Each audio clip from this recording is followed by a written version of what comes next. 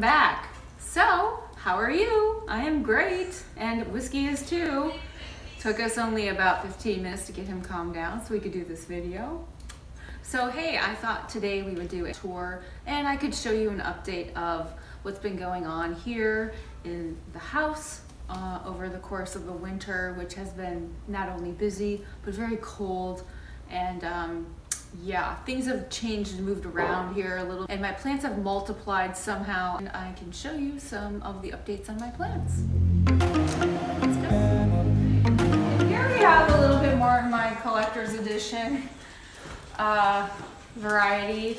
We have a very large Monstera Adansonii who has completely outgrown its stake, but I have propagated so much that I can't keep up with this. I'm just leaving it for now. But this Monstera Adansonii is a narrow form, even though the leaves are very mature. I'm going to do a slow roll.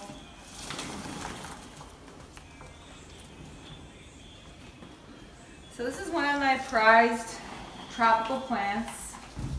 It does not receive a lot of light where it is, but it seems to be doing okay. I just have to make sure that I'm watering it regularly because it is a small pot for a very large plant. So same with this guy over here. One of the things I have noticed with this red emerald philodendron is that number one, don't let it dry out too much because when you do, this happens. And also it does enjoy a little bit more sunlight because it does lose the ruby of the root color when it doesn't get enough sunlight. It will grow more prolifically in greater sunlight.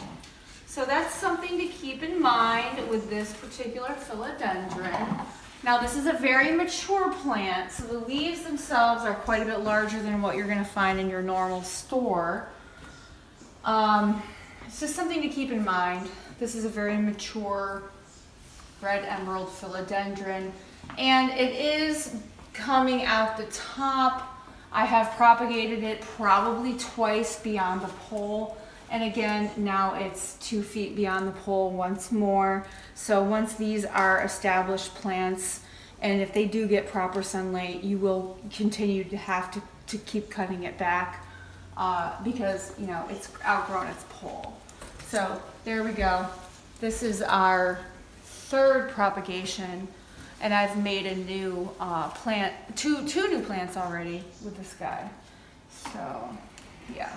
It's fun to have though. It's very tropical-like. If you're into this jungle look, you definitely want to pick up one of these red emerald philodendrons. Lots of fun. The leaves are beautiful heart-shaped leaves. And it's a very easy care plant. Very easy. All right, and then up here, these are some of my prized coveted philodendron. They're green philodendron. They're called cordatums. They're just your plain green philodendrons. If you watch my previous videos, you'll know that they, the philodendrons themselves did not, hold on, I'm gonna get up here actually. So in my previous video, the philodendrons ended right about here, and now they've grown this much. So they tend to grow pretty quickly if you take care of them. All I do to take care of them is water them. So this is my ever-growing larger by the minute Monstera Deliciosa, and this just to give you kind of an idea of how big this guy is. He's all the way up here. He's big. So as far as like watering and whatnot, I just try to give it as much water as I can because it's so big now that its needs are big. So I have to keep watering it pretty regularly, at least once a week for the big guy.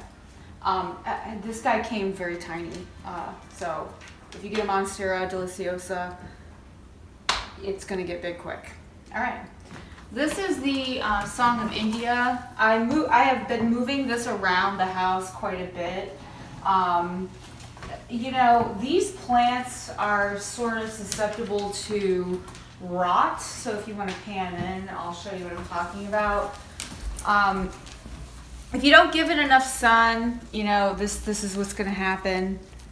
If you get too much sun, this is what happens. I had it in a corner over Christmas, and that sort of is a product of that.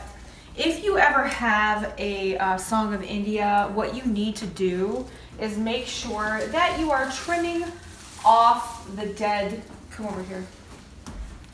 So this is one of the dead ones that is, you know, really, I don't know why this happens, but it does. And when it does, you just make sure that you get rid of the dead down to the part where you can't break it off anymore. So I'm going to leave that one be. And here's an example of what happens when you take off the dead part. You know, you have an offshoot come out of there. Here's another example, a healthier one. Okay. But this plant, if you have some rotting stems come out of it, that's, I don't know, sort of, I think, par for the course for this plant. Just make sure that you're giving it enough sun. And I haven't been giving this enough sun because I've had it in a kind of a shady place in the house. So then I moved it out here toward the window. So I moved it out here so I got more sunlight. Leaf shed is normal. Anything beyond a few leaves is not normal though. So just be aware, you need to regularly fertilize that. This has been one of those plants that I have to keep my eye on though. This is a Song of India, Dracaena. All right, let's see. Where do you want to talk about that stuff? So this is a propagation that I've had sort of in a couple different rooms of the house. With propagations, you want to make sure that you have ample light. This one is one of my Monstera Deliciosa propagations. Honestly, I have so many that I have neglected this one beyond belief. Seems to be doing fine. I do have a new leaf coming out of a stem that looks like maybe it has seen better days. It's still alive though. I have a couple of Birkins over here that desperately need watered and desperately need more sunlight. So Philodendron Birkin, sort of a signature of a Birkin is this white leaf, white and green. I have a collection of Hoya, and this is one of those. This is a Crimson Princess. So this is like one, I think I got this at Walmart a while ago. It's really gotten long, honestly. We kind of rotated around. Right now it's sitting here.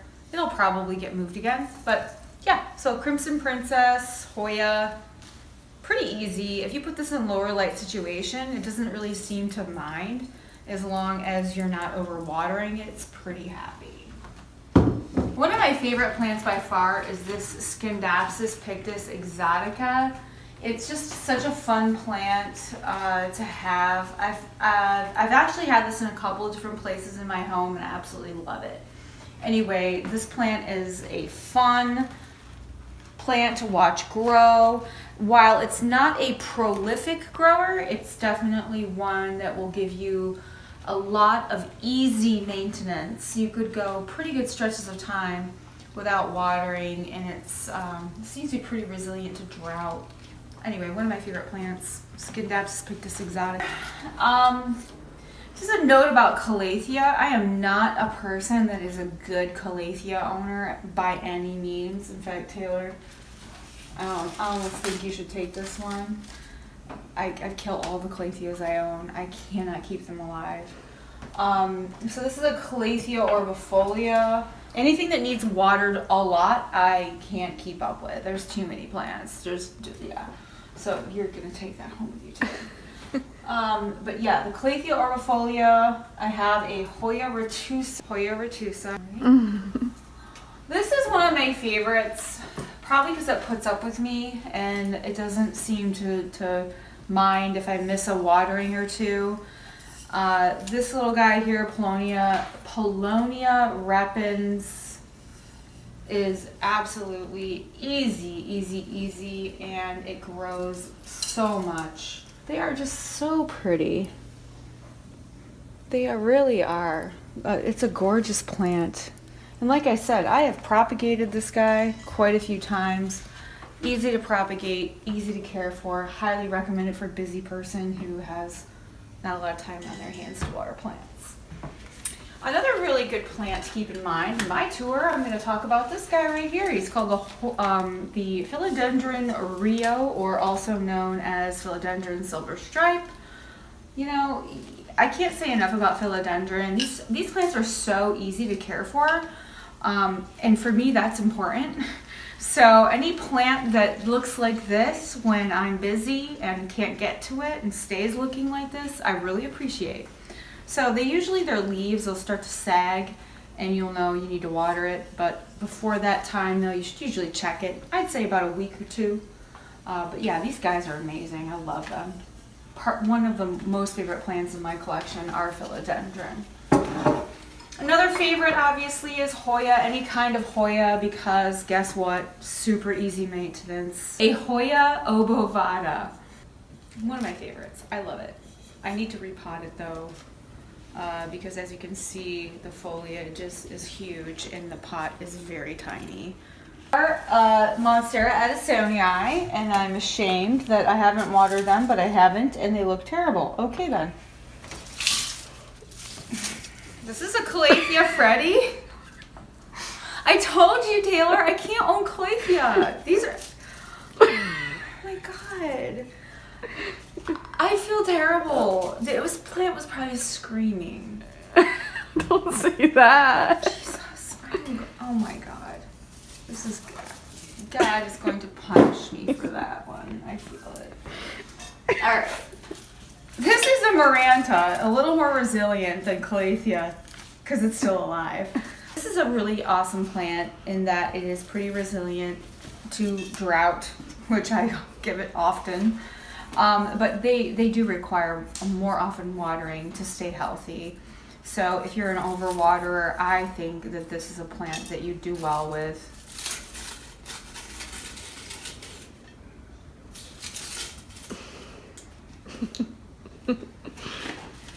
Okay. Here we have our Thai Constellation Monstera. The leaf is huge. So they both are. Yeah. So they grow pretty fast, and the Thai Constellation is a coveted plant, obviously, on the market, and it is expensive, but it depends on the size, obviously, and the maturity of the plant. The grower that I bought this from does not sell plants anymore, so if that's a question in the comments, just know that he doesn't sell plants anymore, the person I bought this from. Yeah, so there's that. It's huge. It was small when you got it. Yeah, it has grown a lot. Alright, so this guy right here is a Hoya Crimson Princess. Now, I have it in the south-facing window because every now and again I feel like these guys really appreciate a little bit more light, so I've put it here in the south-facing window to give it like a light bath, I guess you could say. I had it pulled back for a while, and now I've pushed it in the light, and I'll pull it back again later on. But this is one of my big giant crimson princesses. I have not gotten any peduncles yet that I know of on this guy. I'm still looking. I don't know why I haven't gotten peduncles. It is a very mature plant. I have gotten peduncles on several of my other Hoya, but for some reason this guy, maybe he was underwater, maybe he needs to be repotted. That could be. Well, just keep a lookout. It was probably underwater because, if you look and you see dead stuff like this, probably going to want to break that off because it ain't serving the plant any good to have dead stuff on it. I'll probably have to use scissors to this one because it wasn't all the way dead, but this part is definitely dead. All right. Anyway, Moving on. Down here we have a Ficus Benjamina, and we also have another Ficus Benjamina, Variegata. So we got these two guys. They're okay. They're not really loving the south-facing window as much as they did the north-facing window, and I think the reason is because they require more water in the south-facing window because they dry out faster, and I can't keep up with the watering schedule. So for me, Ficus Benjamina's, the best place is a north-facing window. So I'm probably going to have to move these back to where they were before so that they don't dry out too quickly. Taylor, do you remember how tiny this was when I bought it? Yeah. All right, so when I bought this plant, it was probably about down to here, and it was just one little branch, maybe two little branches, and now it's pretty big. So this one's lost leaves, but you know it is coming back. You can really see the growth. It's shooting out new growth where it lost leaves. So if you have a Ficus Benjamina and it just shed a lot of leaves because you know you couldn't keep up with the watering or whatever. North-facing window is best for these guys, I found anyway. And, you know, keeping the soil, letting the soil dry out, but not to the point of leaf shed. That's important. This guy's making a comeback. I'm not worried about it. It'll be fine. All right, so this is an Agleonema. Look at these very bright, vibrant leaves. It's like a variegation, or excuse me, a variety of a red emerald. They're pretty neglected over here, so yeah. This is a pinstripe Agleonema. I need my scissors. This isn't a plant care video. I know.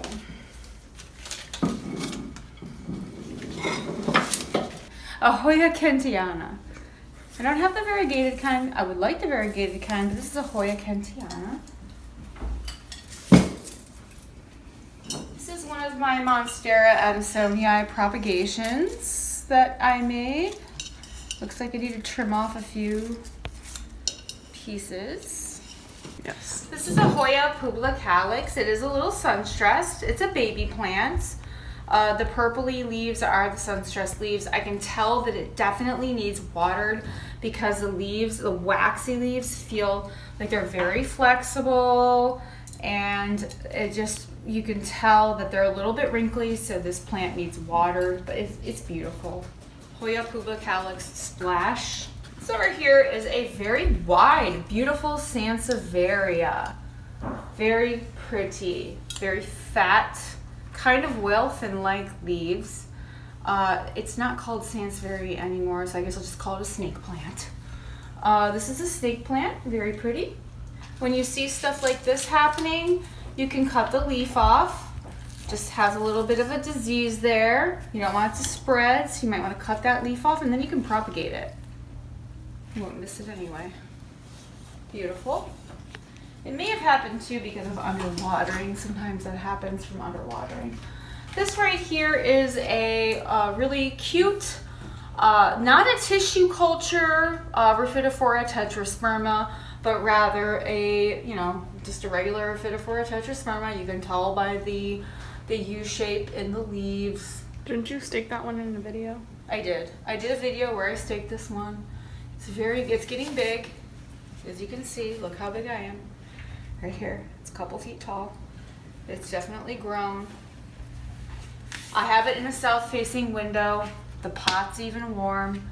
It likes it for whatever reason. It grows like a jack in the beanstalk.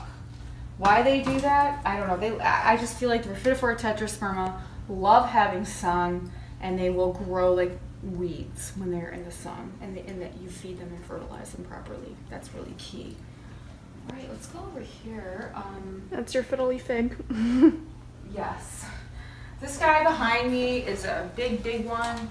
I've had him for quite a while, and because he's kind of monstrous, it is a bigger plant. It's a little harder to tame. He keeps growing, so if you have a fiddly fig that's a big one, it's gonna get bigger. This is a new shoot right down here. These are new. There are several new, all of this is new growth right here. So kind of beware that fiddly figs, if you put them in a south-facing window, they will grow and they will keep growing. And you know, that's good. You want them to grow, you know? You really do. You really do. You know, you want to let this plant dry out, but at the same time, you want to keep the soil moist to an extent, not wet feet moist, but moist to the point of it has nutrients, it has water, it's being fertilized regularly. You know, a big plant like this needs nutrients. So, yeah, I really dig it. It's really pretty and fun.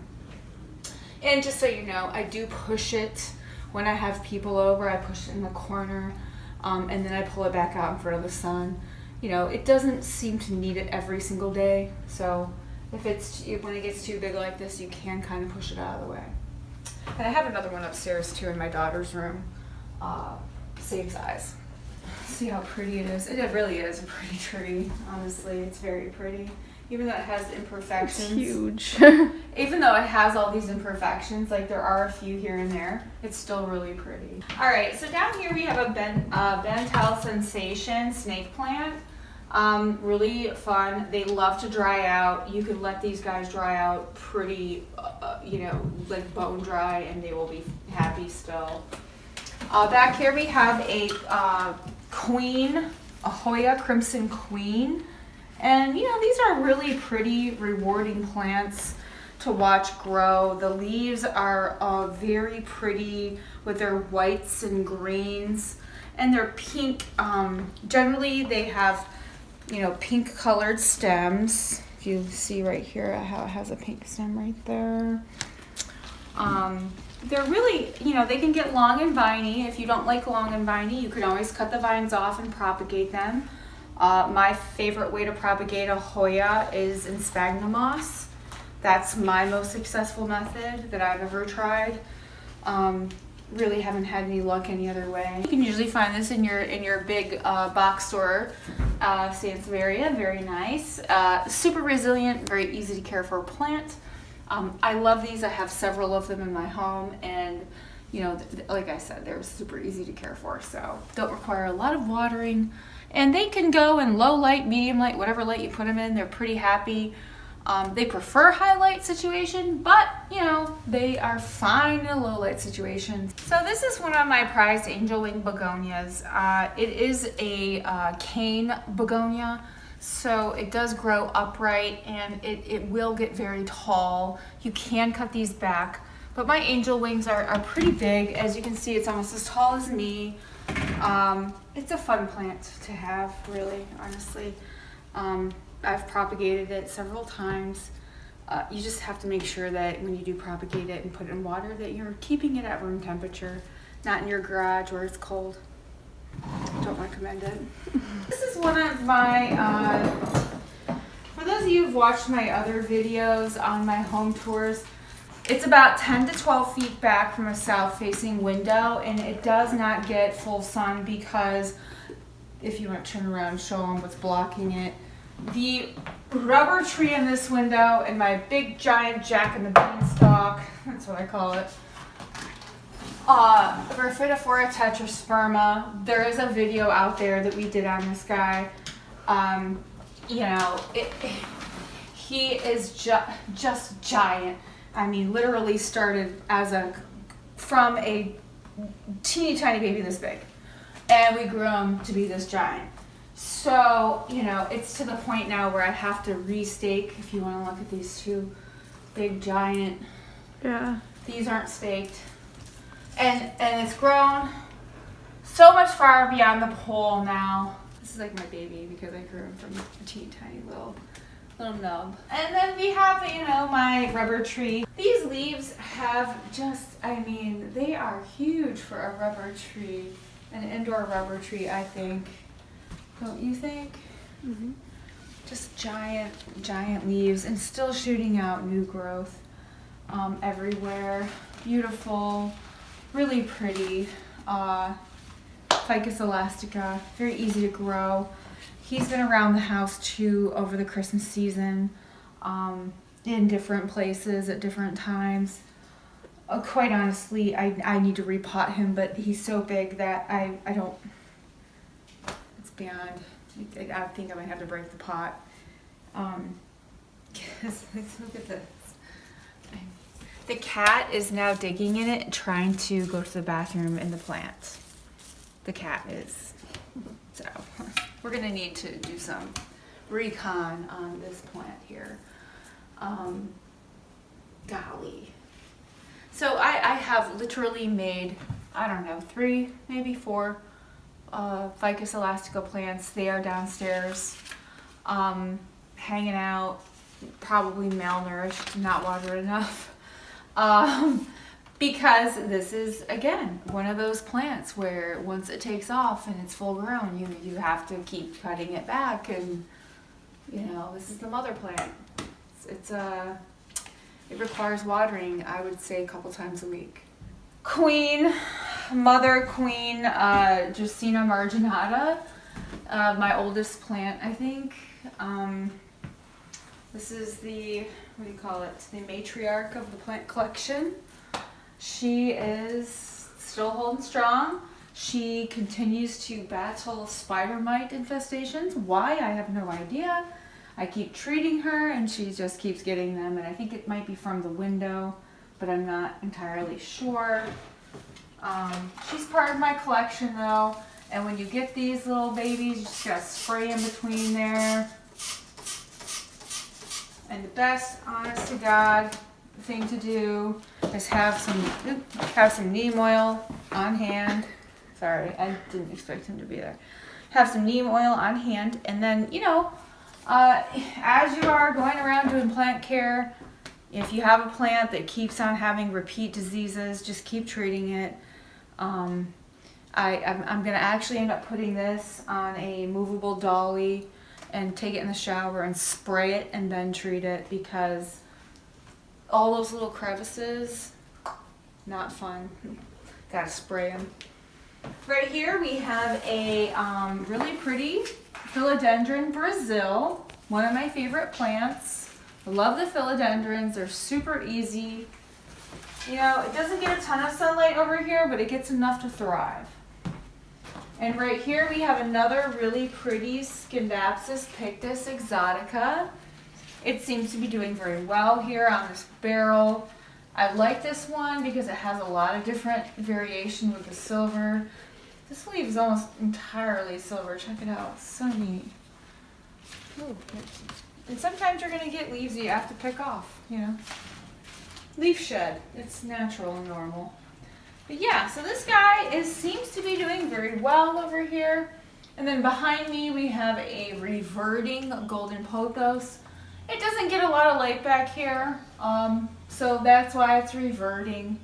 But that's okay. I don't mind it. I've got big giant ones all over the house, so I have so many pothos that if I have a reverting one, that's fine by me. I have a syngonium hanging out over here. This is a propagation from a larger plant that I have that is kind of fun, and it doesn't have, honestly, a lot of requirements. So if you don't have a highlight situation, syngonium, they seem to be okay with that. And then over here, this is a yucca tree that I have. Honestly, it's not doing so great.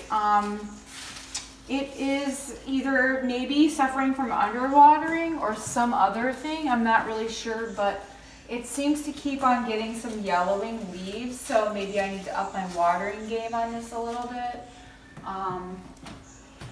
We'll see.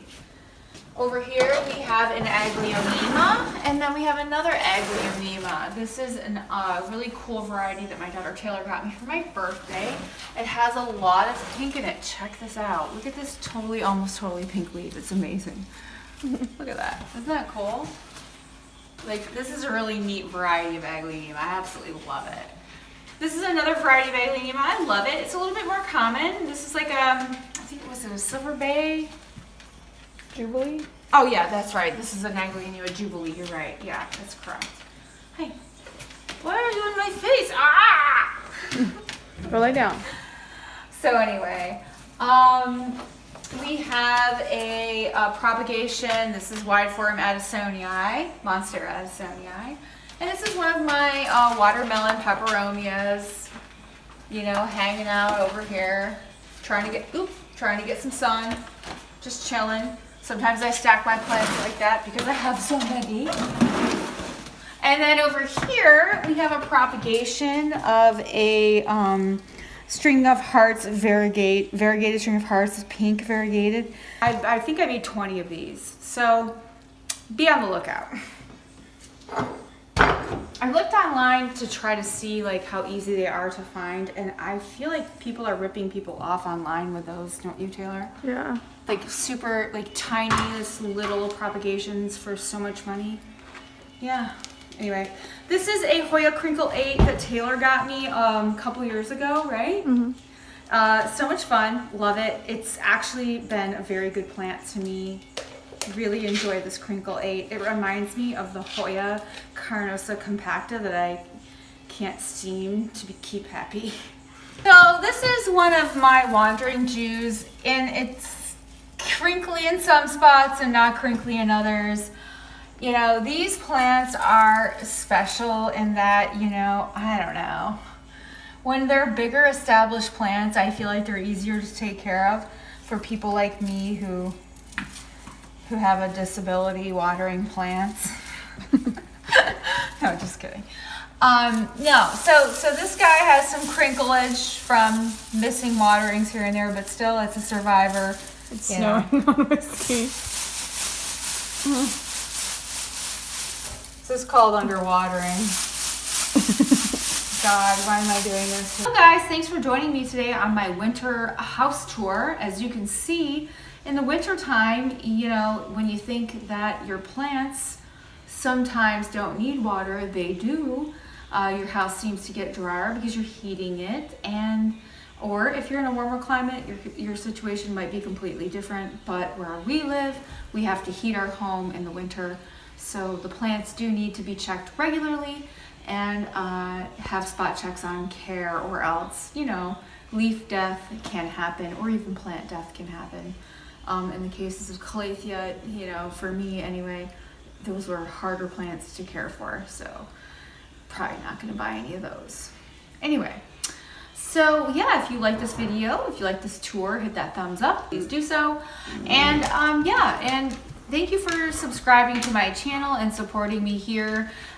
We will be cranking out another video in the next couple of days, so check back with us and check it out. And until then, we will see you in the next one.